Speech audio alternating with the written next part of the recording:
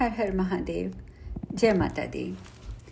कल हम चर्चा कर रहे थे कि ब्रह्मा जी का वह कल्याणकारी वचन सुनकर वासुकी ने वन में जाकर अपनी बहन उन्हें विनयपूर्वक समर्पित कर दी। जरत्कारु मुनि ने उसे अपने ही समान नाम वाली जानकर उनसे कहा, जब भी ये मेरा अप्रिय करेगी तब मैं इसका परित्याग कर दूंगा।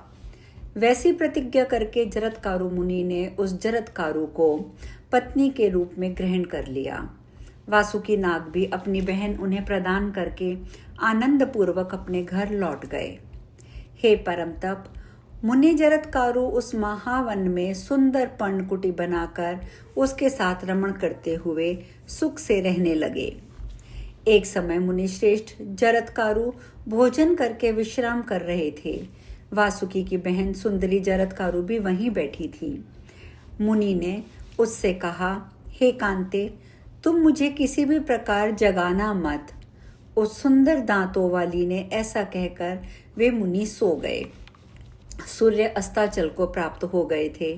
संध्या वंदन का समय उपस्थित हो जाने पर धर्मलोप के भय से डरी हुई जरत्कारु सोचने लगी, मैं क्या करूं?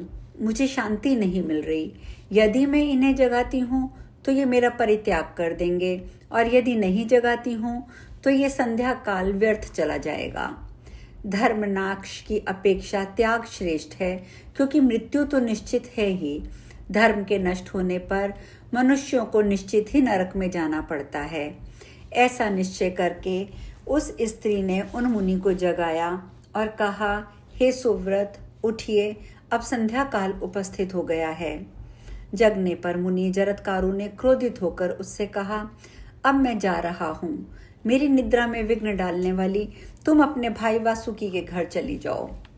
मुनि के ऐसा कहने पर भय से कांपती हुई जरत्कारु ने कहा, हे महातेजस्वी, मेरे भाई ने जिस प्रयोजन से मुझे आपको सौंपा था वह प्रयोजन अब कैसे सिद्ध होगा? तदंतर मुनि ने शांतचित्त होकर जरत्कारु से कहा, वह तो है। इसके बाद मुनि के द्वारा परित्यक्त वह कन्या वासुकी के घर चली गई। भाई वासुकी के पूछने पर उसने पति द्वारा कही बात उसे यथावत कह दी, और वह ये भी बोली कि अस्थि, ऐसा कह के वे मनुश्रेष्ठ मुझे छोड़कर चले गए। यह सुनकर वासुकी ने सोचा कि मुनि सत्यवादी हैं। तत्पश्चात पूर्ण विश्वास करके उन्होंने अपनी बहन को अपने यहाँ आश्रय प्रदान किया। हे कुरुश्रेष्ठ, कुछ समय बाद मुनि बालक उत्पन्न हुआ और वह आस्तिक नाम से विख्यात हुआ। हे नृपश्रेष्ठ, पवित्र आत्मा वाले उन्हीं आस्तिक मुनि ने अपने मातृ पक्ष की रक्षा के लिए आपका सर्प यज्ञ रुकवाया है। हे महाराज, यायावर वंश में उत्पन्न और वासुकी की बहन के पुत्र आस्तिक का आपने सम्मान किया। यह तो बड़े ही आपने उत्तम कार्य किया है। हे महाबाहो, आपका कल्याण हो। आपने संपूर्ण महाभारत सुना, नाना विद्वान दिए और मुनिजनों की पूजा की। हे भूपनरेष्ठ, आपके द्वारा इतना महान पुण्य कार्य किए जाने पर भी आपके पिता स्वर्ग को प्राप्त नहीं हुए, ना आपका संपूर्ण कुल पवित्र हो सका। अतः हे महाराज जन्मेजय, आप भक्ति भाव से युक्त होकर देवी भगवती के एक विशाल मंदिर का निर्माण कराइए, जिसके द्वारा आप समस्त सिद्धियों को प्राप्त कर लेंगे।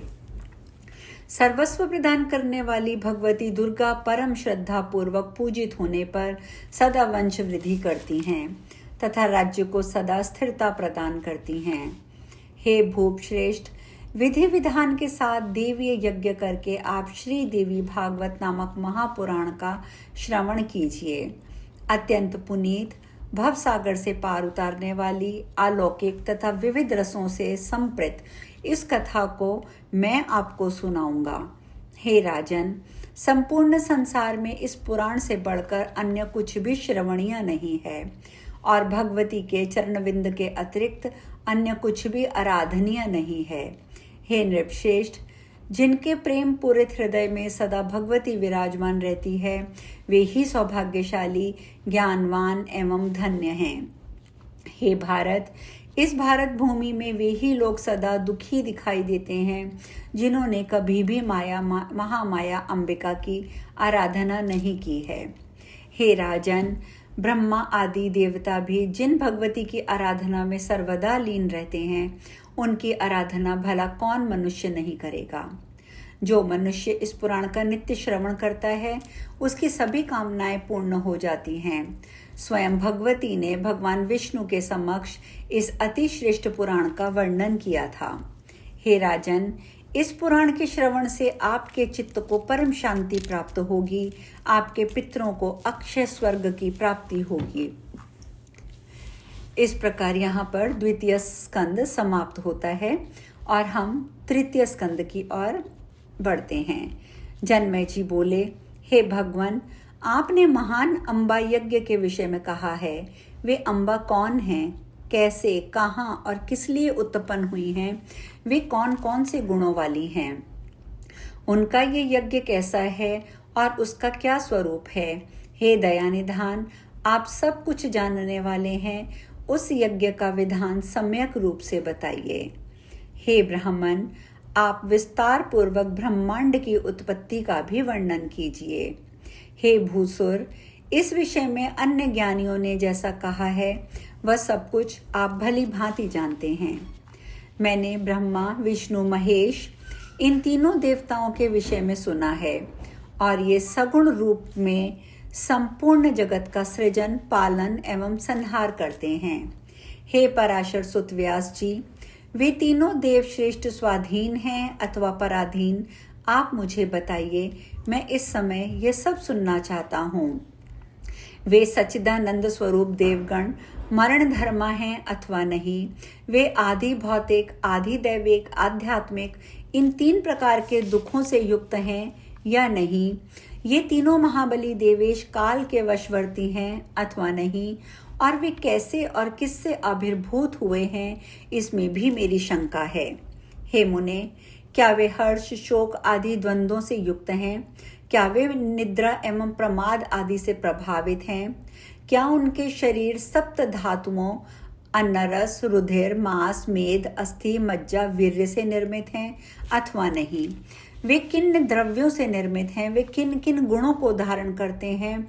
उनमें कौन कौन सी इंद्रियां अवस्थित हैं? उनका भोग कैसे होता है तथा उनकी आयु का परिमाण क्या है? इनके निवास स्थान एवं विभूतियों के भी विषय में मुझे बतलाइए। हे ब्राह्मण, इस कथा को विस्तार पूर्वक सुनने की मेरी अभिलाषा है। व्यास जी बोले, हे महामती राजन, ब्रह्मा आदि देवों की उत्पत्ति किससे हुई? इस समय आपने ये बड़ा दुर्गम प्रश्न किया है। हे राजन, पूर्व में मैंने यही प्रश्न देवर्षि नारद जी से पूछा था। तब विस्मित होकर वे खड़े हुए और उन्होंने जो उत्तर दिया था उसे आप सुने। किसी समय मैंने शांत, सर्ववेत्ता तथा वेद विद्वानों में श्रेष्ठ नारद मुनि को गंगा के किनारे विद्यमान देखा। मुनि को देखकर तथा प्रसन्न होकर मैं उनके चरणों पर गिर पड़ा। तदंतर उनके द्वारा आज्ञा देने पर मैं उनके पास में ही एक सुंदर आसन पर बैठ गया। कुशल क्षेम की वार्ता सुन और करके सूक्ष्म बालू वाले गंगा तट के निर्जन स्थान पर बैठे हुए ब्रह्मपुत्र देवर्षि नारद ने मैंने पूछा, हे महामति मुनिदेव, इस अति विस्तीर्ण ब्रह्मांड का प्रधान कर्ता कौन है, उसे आप मुझे सम्यक रूप से बताइए। हे मुनि श्रेष्ठ, इस ब्रह्मांड की उत्पत्ति किससे हुई? हे विप्रप्रवर, आप मुझे ये भी बतलाइए कि ये ब्रह्मांड नित्य है अथवा अनित्य। ये ब्रह्मांड किसी एक के द्वारा विरचित है अथवा अनेक कर्ताओं द्वारा मिलकर इसका निर्माण किया गया है। किसी कर्ता के बिना कार्य की सत्ता संभव नहीं है। इस विषय में मुझे अत्यंत संदेह हो रहा है।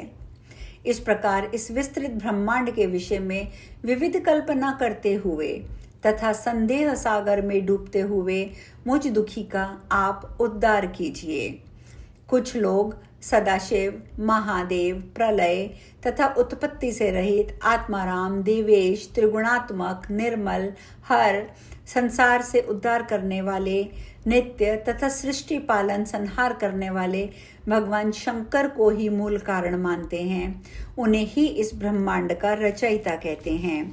दूसरे लोग श्री हरि विष्णु का सबका प्रभु, ईश्वर, परमात्मा, अव्यक्त, सर्वशक्ति संपन्न, भोग तथा मोक्ष प्रदाता, शांत, सबका आदि, सर्वोत्मुख, व्यापक, समग्र, संसार को शरण देने वाला और आदि अंत से रहित जानकर उन्हीं का स्तवन करते हैं। अन्य लोग ब्रह्मा जी को सृष्टि का कारण, सर्वज्ञ, सभी प्राणियों का प्रवर्तक, 4 मुखों वाला, सुरपति, विष्णु के नाभि कमल से प्रादुर्भूत, सर्वव्यापी, सभी लोकों की रचना करने वाला तथा सत्यलोक में निवास करने वाला बताते हैं। कुछ विद्वान वेत्ता सर्वेश्वर भगवान सूर्य को ब्रह्मांड कर्ता मानते हैं और सावधान होकर साय प्रातः उनकी स्तुति करते हैं। आज हम कथा में यहीं विश्राम लेंगे। शेष कल। हर हर महादेव। जय माता दी।